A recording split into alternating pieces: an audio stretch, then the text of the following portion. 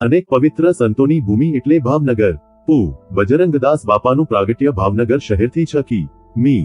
દૂર અદેવાડા ગામ પાસે 1 કિ.મી. અંદર ઝાંઝરિયા હનુમાન દાદાના શરણમાં થયેલું. પુ. બાપાશ્રીના માતાનું નામ શિવકુંવરબા અને પિતાનું નામ હરિદાસજી હતું. પિતાશ્રી વલ્લભીપુર પાસે લાખણકા ગામમાં નિવાસ કરતા હતા.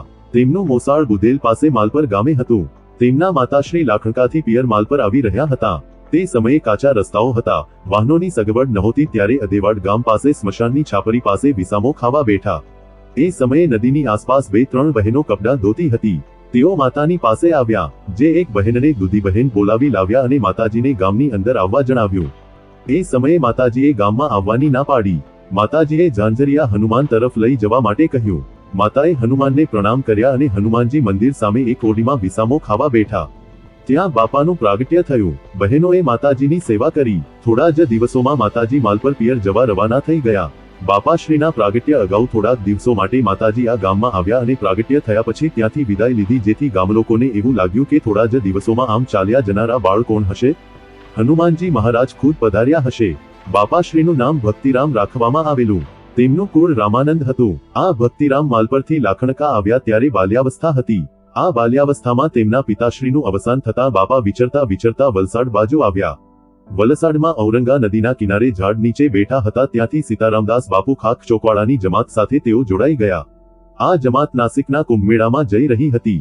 જંગલમાંથી પસાર થતા બાપાશ્રી એક બાવળના ઝાડ નીચે બેસી ગયા અને સીતારામ સીતારામનો જપ કરવા લાગ્યા.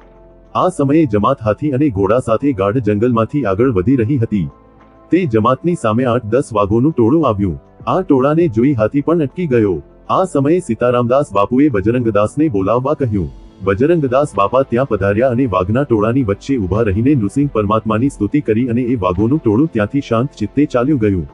આ રીતે સીતારામદાસ બાપાની જમાતને બચાવી લીધી. ત્યારબાદ બાપાશ્રી કુંભમેળાના દર્શન કરી વેજલપુર અને ત્યાંથી સુરત પધાર્યા. સુરતમાં તેઓ રોજ અશ્વિની કુમાર ઘાટ ઉપર જતા. બાપાશ્રી રેલવે સ્ટેશનની બાજુમાં એક માળીની દુકાનેથી ગુલાબનું ફૂલ ખરીદતા. બાપાશ્રી આ ફૂલ લઈ ઘોડાગાડીમાં બેસી અશ્વિની કુમાર ઘાટ ઉપર જતા. ત્યાં હોડીમાં બેસી ગુલાબનું ફૂલ લઈ લગભગ 1-1.5 કલાક તાપી નદીમાં નૌકાવિહાર કરતા. નૌકાવિહાર દરમિયાન ગુલાબનું ફૂલ આકાશમાં ઉડાડતા.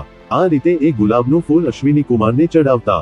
આ અશ્વિની કુમાર એ દેવોના વૈદ્ય ગણાય છે. સુરતથી બાપા ફરતા ફરતા વલ્લભીપુર આવ્યા. ત્યાંથી ઢસા આવ્યા. ત્યાંથી બાપા પાલીતાણા પધાર્યા અને પાલીતાણાથી બગદાણા પધાર્યા. બગદાણામાં જૂની પોલીસ લાઇન સામે ચોરામાં પોતાનું આસન જમાવ્યું. આ વખતે બાપાશ્રી ધોયા વિનાની માદરપાટની બંડી પહેરતા. બાપાશ્રીને નાહવા ધોવા કે દાંતણ પાણી માટે, પૂજા પાઠ માટેના કોઈ નિયમ કે વ્રત ન હતા. બાપાશ્રી બાંકડા પર પોતાનું આસન જમાવીને પાણીનું એક માટલું અને ગ્લાસ લઈને બેસતા. બાજુમાં ધૂણી દખાવતા. આ રીતે બાપા લહેર કરતા. બાપા ઘણીવાર બગદાણાથી ભાવનગર પણ પધારતા.